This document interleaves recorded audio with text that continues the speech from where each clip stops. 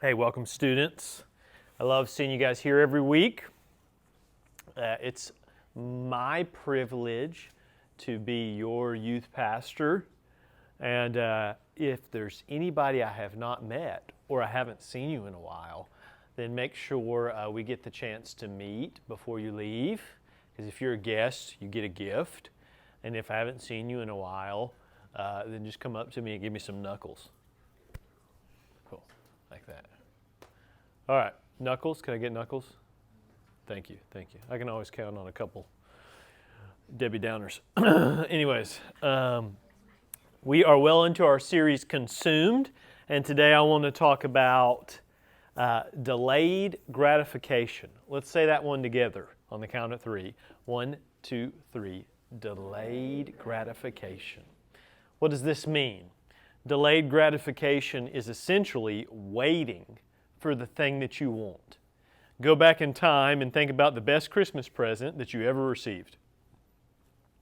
Back in the day when dinosaurs roamed the earth, we used to get catalogs in the mail because the internet was not a thing. And my favorite catalog that came around Christmas time were the ones that involved toys, like Toys R Us, rest in peace. I would cozy up in a chair with this catalog, and I would circle all the things in this catalog that I would love to have. And then I gave the catalog to my parents, and they would use that catalog as my Christmas list. And then my parents at some point would physically go to the store and pick up the item that they wanted to get. And they would then bring it home and hide it in the house. And then on Christmas morning, I would get to open the gift that they had wrapped and put under the tree. How many of you try to peek and look at presents or shake them, trying to figure out what's inside? Okay, a couple honest people in the room, a couple liars. This, my friends, is delayed gratification. You want the present, but you can only get them on Christmas Day. In most situations today, other than Christmas, we rarely have to wait for what we want, especially as an adult. You guys know that Amazon Now is a thing. I want it, you click a button, and it's at your house in the next couple hours. We also have Instacart for our groceries, where we can order them and they show up at our house that day. It's like Ariana Grande's song, 7 Rings, lashes and diamonds, ATM machines, buy myself all my favorite things, my wrist, stop watching, my neck is flossing, make big deposits, my gloss is popping, you like my hair, gee thanks, just bought it, I see it, I like it, I want it, I got it, I'd rather spoil all my friends with my riches. Think retail therapy is my new addiction. Whoever said that money can't solve your problems must not have had enough money to solve them. They say which one, I say no, I want all of them. Happiness is the same price as red buttons. My smile is gleaming. My skin is gleaming. The way it shine, I know you seen it. I bought a crib just for the closet. Both his and hers, I want it, I got it, yeah. I see it, I want it, I got it. We tend to live this way. We can't wait for anything. Instead of saving up to have enough money to go to the movies, we borrow the money from our parents. Instead of setting a budget for our summer job paycheck, we blow it all in 2 weeks, just in time for the next one. It may not feel like this applies to you yet, this waiting for things that you want, but this is a life skill. This is a principle that you can start working on right now. Trust me, your future spouse will thank you, and let's be real, your future you will thank you. And it applies to so many areas other than money. It applies to your innocence and faithfulness to your future spouse and waiting to have sex until you're married, It applies to putting in the work and waiting your turn to be a starter or to get playing time on your team. In the future, it will apply to being content with your job and not quitting time after time because work doesn't make you happy. It's called delayed gratification. One of the best examples I can think of when it comes to delayed gratification is my first car. It was an $800 four-door car. Paige still laughs to this day about a time when we were leaving Walmart, driving across 3 lanes of traffic, and my car just shut off while these vehicles were coming at us. Most anything would have been an upgrade from that car. My next car was a bit nicer, but every time it started, I had to immediately push the gas pedal or it would turn off. And on cold days, it was hard to keep the engine warm enough to keep it on. My next car was a little bit nicer, but I had to get rid of it because if you ran the AC too long, then it wouldn't accelerate. Literally, it just stopped going. One time, Landon and I drove to Nashville, and we had to drive the whole way back with the windows down. Every car that I've had has had its problems, but they each got better every single time. And I don't want to brag, but I currently have a 2007 Toyota RAV4 with 152,000 miles on it. How many of you guys were born after 2007? Oh yeah, a couple in the room, all right. My car's older than you. If I had gotten a really nice car in the beginning though, it would be hard to be thankful for my current car. It's called delayed gratification. I want to open our Bibles and see what else God has to say about money and delayed gratification. This is found in 1 Timothy chapter 6, and it starts in verse 1. It reads like this. Teach those who are rich in this world not to be proud and not to trust in their money. Shoo. Let's read that one more time. Teach those who are rich in this world not to be proud and not to trust in their money, which is so unreliable. Their trust should be in God, who richly gives us all that we need for our enjoyment. Tell them to use their money to do good.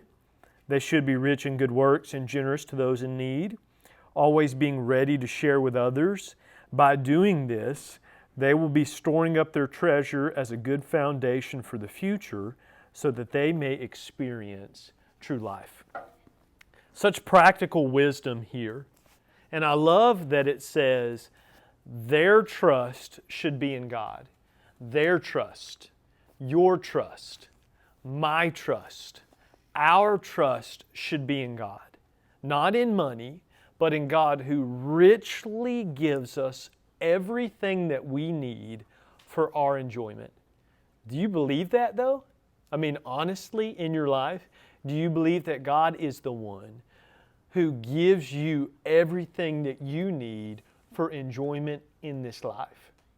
God doesn't necessarily want us to sell everything that we have.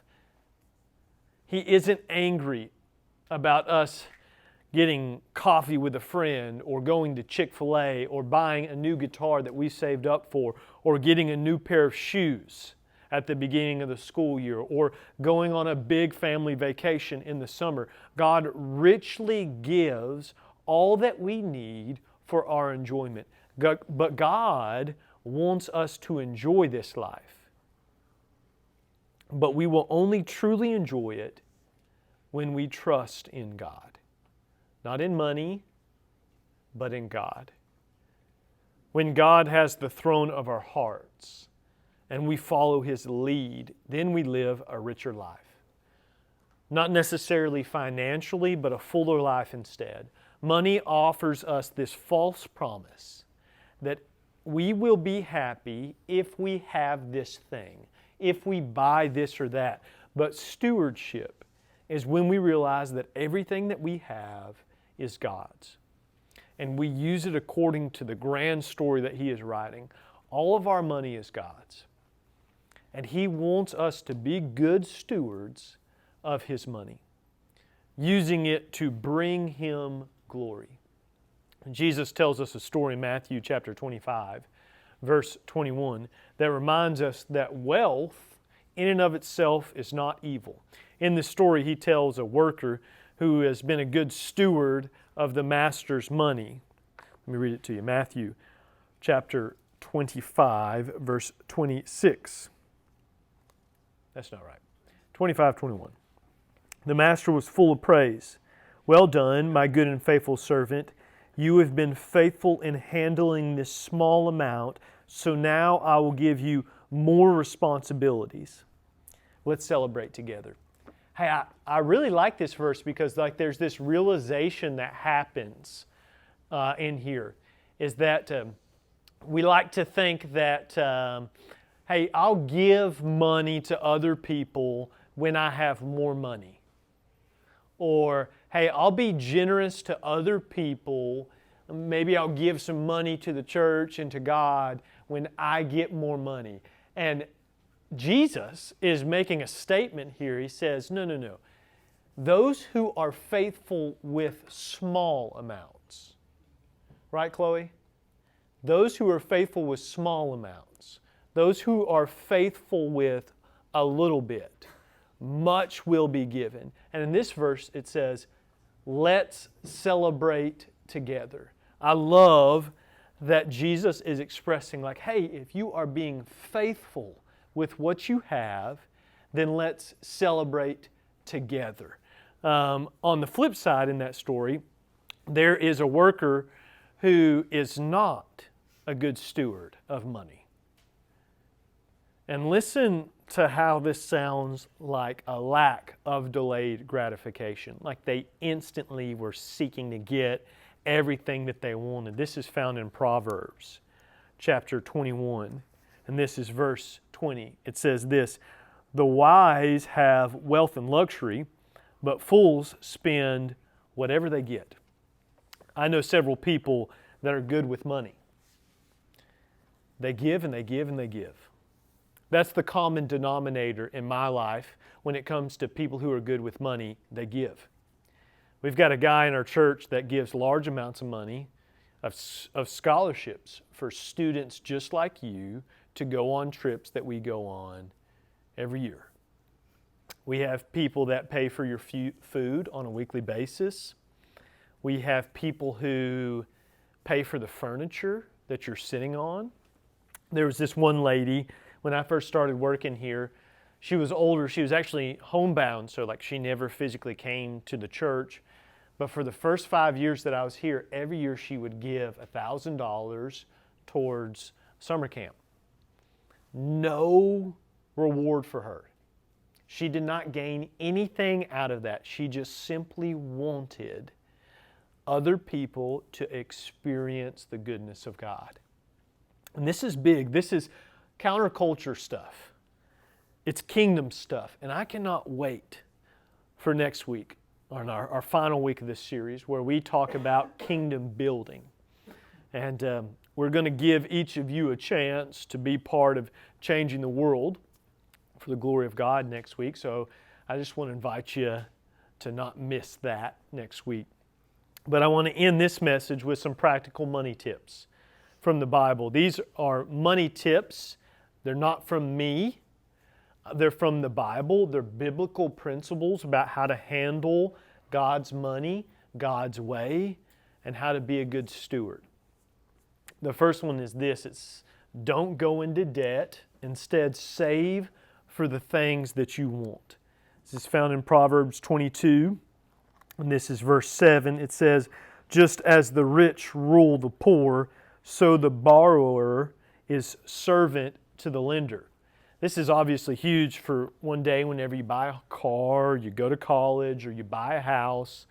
But it can apply right now in your life too. Instead of borrowing money from your parents, save for things that you want. And don't smooch off of, your friends all the time. Get into the habit of going and living a life in a way where you're able to provide for yourself. If you right now get into the habit of going into debt, then later on in your life, it can severely limit the things that God wants to do in your life.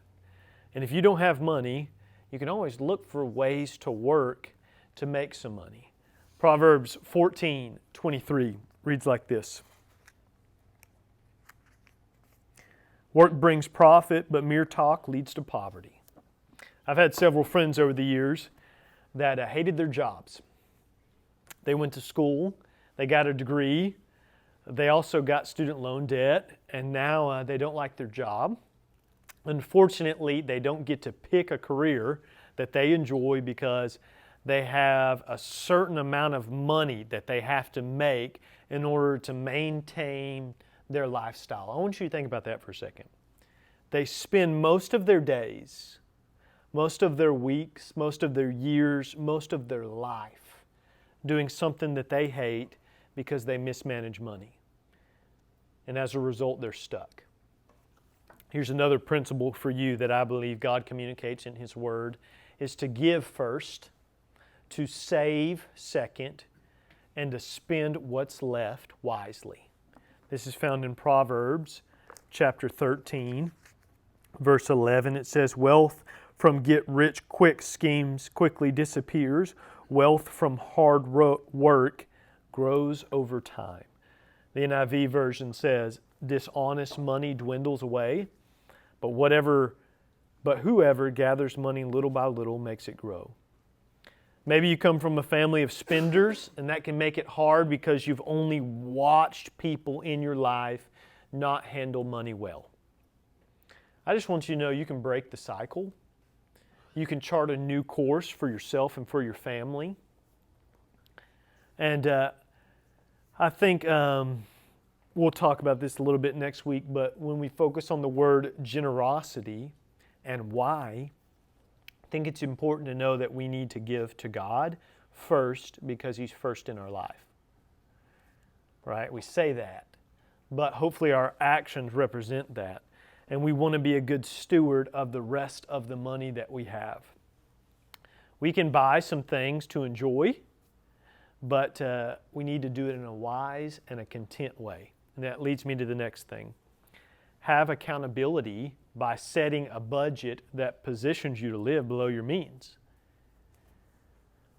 From time to time we talk about accountability. The word accountability means like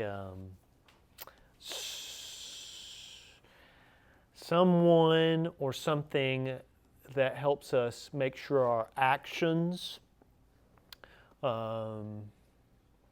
line up with what we say they should. So maybe you say one thing, but then you do another. Accountability helps you to accomplish that thing you really want to do. And I think it's important to make a budget. As a student, you can make a simple budget. If you got $10 a week in allowance, take the first dollar, give it to God. Take another dollar and think of a way that you could help somebody else.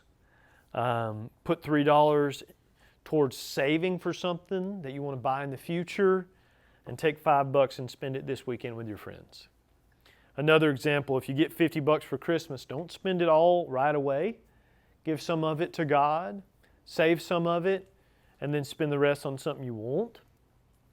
I know that it's not much, but what you're doing is you're stacking building blocks right now for who you want to be as an adult.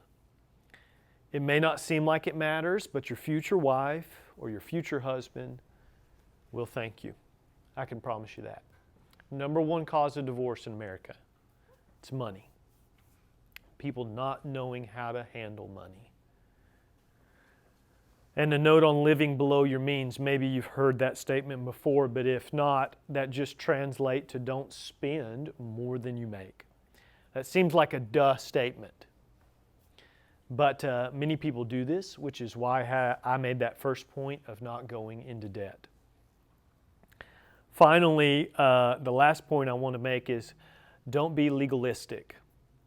Just be content.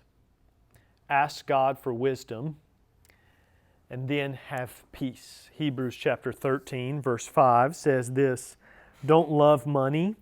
Be satisfied with what you have, for God has said, I will never fail you, and I will never abandon you. As Christians, we don't want to be legalistic. We don't want to live our lives just following rules and completely miss out on a relationship with Jesus. I want you to understand that it's okay to spend money. It is okay to buy things for yourself that you want. It is okay to experience and try new things and to go places and to have fun. Don't feel guilty about that. The single most important thing that I'll say all day is to follow Jesus. Have a relationship with Him. When your eyes are fixed on Him, He will help you to be content with what you have, not always wanting or needing more. I want us to read 1 Timothy chapter 6, verses 17 through 19 one more time.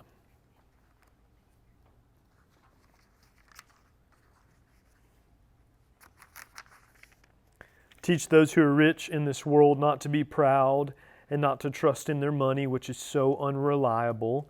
Their trust should be in God, who richly gives us all that we need for our enjoyment. Tell them to use their money to do good. They should be rich in good works and generous to those in need, always being ready to share with others. By doing this, they will be storing up their treasure as a good foundation for the future, so that they may experience true life. Let's pray together.